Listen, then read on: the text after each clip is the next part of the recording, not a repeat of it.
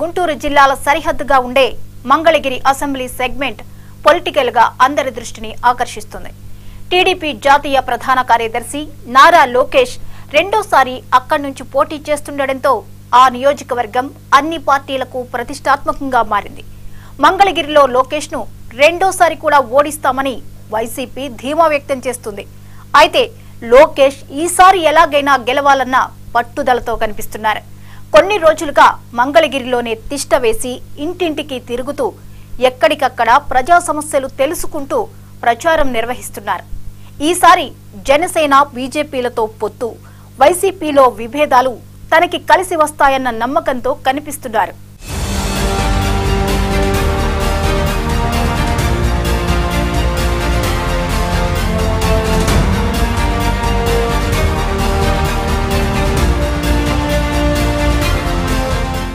Jagan slogan why not 175లో మొదటి, రెండవ స్థానాల్లో ఉండేవి కుప్పం, మంగళగిరి నియోజకవర్గాలే అని వైసీపీ శ్రేణులు ధీమాగా చెబుతున్నాయి. కుప్పంలో చంద్రబాబును, మంగళగిరిలో లోకేష్ ను ఓడించి తీరుతామని ఛాలెంజ్లు చేస్తున్నారు. అయితే వచ్చే ఎన్నికల్లో మంగళగిరి అసెంబ్లీ స్థానం నుంచి 53,000 ఓట్ల మెజారిటీతో గెలుస్తానని తెలుగుదేశం పార్టీ జాతీయ ప్రధాన కార్యదర్శి నారా లోకేష్ ధీమా వ్యక్తం చేస్తున్నారు.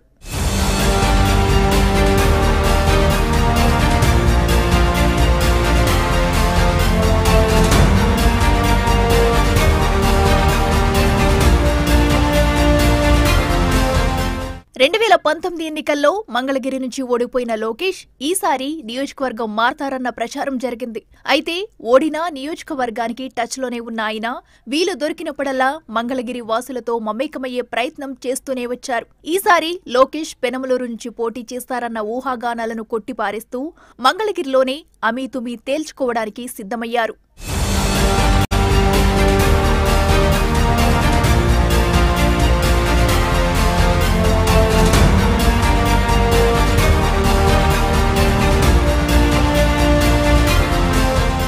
వాస్తవానికి లోకేష్ స్థాయి నేత ఖచ్చితంగా గెలుస్తామనుకునే సీటుకు మారడం ఈజీనే. ఆయన ఎక్కడి నుంచి పోటీ చేయాలనుకున్నా పార్టీ నేతలు అభ్యంతర పెట్టే పరిస్థితి ఉండదు. అయితే నియోజకవర్గం మారితే పారిపోయారని వైసీపీ ప్రచారం చేస్తుంది. అది ఇష్టం లేని లోకేష్ మంగళగిరికే ఫిక్స్ అయ్యారంట. అదీకాక ఇంటర్నల్ గా చేయించుకున్న సర్వేలు, పార్టీ పరంగా వచ్చిన గ్రౌండ్ రిపోర్టులు ఆయనకు అనుకూలంగా వచ్చాయంటున్నారు.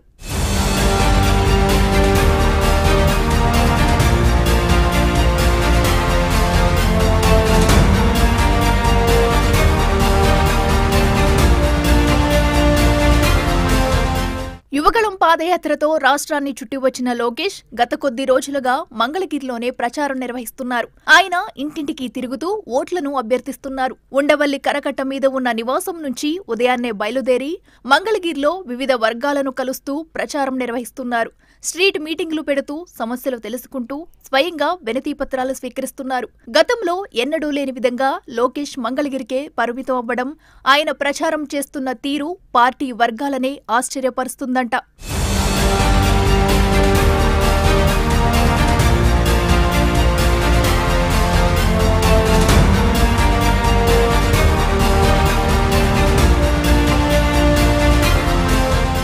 ఈసారి లోకేష్ కు గెలుపు ఎంత ముఖ్యమో అందరికీ తెలిసిందే.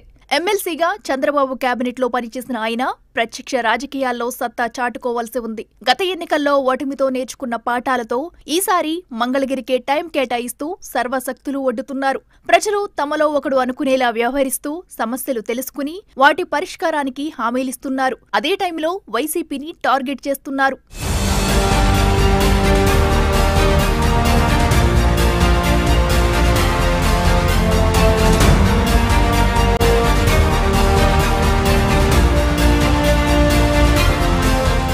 మంగళగిరిలో టీడీపీ ఆవిర్భావ సమయంలో 1983-85 ఎన్నికల్లో గెలిచింది టీడీపీ. ఇక ఆ తర్వాత అక్కడ పార్టీ పోటీ చేసింది లేదు. 1989 నుంచి పొత్తుల లెక్కలతో ఆ సీటు మిత్రపక్షాలకే వెళ్లింది. 2014లో టీడీపీ అభ్యర్థిగా గంజి చిరంజీవి పోటీ చేసే వరకు, అంటే 25 ఏళ్లు అక్కడ టీడీపీ క్యాడర్కి పెద్ద దిక్కు లేకుండా పోయింది. గత ఎన్నికల్లో పోటీ చేసి 5,000 ఓట్ల తేడాతో ఓడిపోయిన లోకేష్ 1,00,000కి పైగా ఓట్లు దక్కించుకున్నారంటే అక్కడ టీడీపీ కేడర్ బలం అర్థమవుతుంది.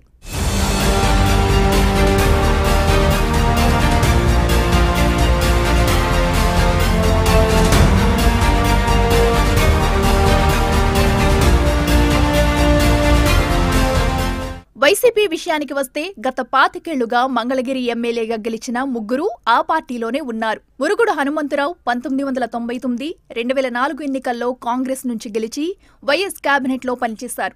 2009లో ఆయన రాజకీయ వారసురాలిగా కాండ్రుకమ్మల కాంగ్రెస్ అభ్యర్థిగా విజయం సాధించారు. ఇక ఆ తర్వాత వైసీపీ నుంచి ఆళ్ల రామకృష్ణారెడ్డి వరుసగా 2 సార్లు గెలిచారు. ఆ ముగ్గురు ఇప్పుడు వైసీపీలో కొనసాగుతున్నారు.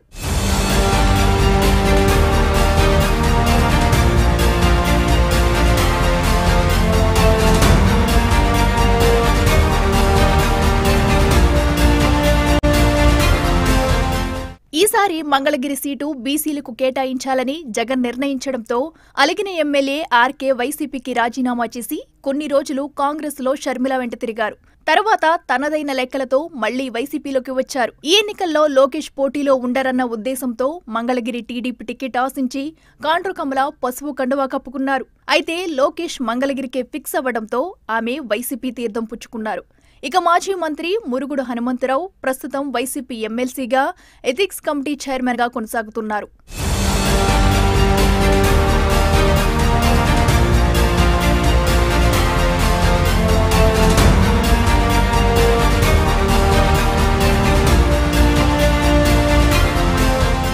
కాండ్రుకమ్మల కుమార్తె హనుమంతరావు కోడలు అయిన మురుగుడు లావణ్య వైసీపీ అభ్యర్థిగా మంగళగిరి బరిలో నిలిచారు. మంగళగిరిలో బలంగా ఉన్న చేనేత వర్గానికి చెందిన ఫ్యామిలీ ఇవ్వడంతో బీసీ కోటాలో ఆమెకు టికెట్ కేటాయించారు జగన్. అదలా ఉంటే అదే బీసీ కోటాలో ముందుగా చేనేత వర్గాల్లో పట్టున్న గంజి చిరంజీవిని మంగళగిరి ఇన్ఛార్జిగా ప్రకటించింది వైసీపీ. టీడీపీలో మంగళగిరి మున్సిపల్ చైర్మన్ గా పనిచేసిన చిరంజీవి వైసీపీలో చేరిన రోజుల వ్యవధిలోనే ఆప్కో చైర్మన్ గా నియమించి తర్వాత ఇన్ఛార్జిని చేసింది. అయితే తనకు మంగళగిరి టికెట్ దక్కకపోవడంతో ఆయన వైసీపీ కార్యకలాపాల్లో కనిపించడం లేదంట.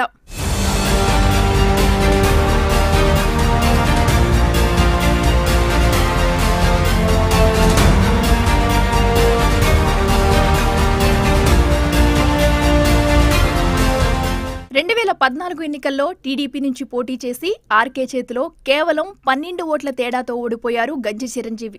అలాంటైనా వైసీపీలో చేరి ఇప్పుడు సైలెంట్ అవ్వడంతో వైసీపీ శ్రేణుల్లో గుబులు కనిపిస్తుంది. అయితే ఎమ్మెల్యే ఆర్కే మాత్రం లావణ్యను గెలిపించి జగన్కు గిఫ్ట్గా ఇస్తానని ధీమా వ్యక్తం చేస్తున్నారు.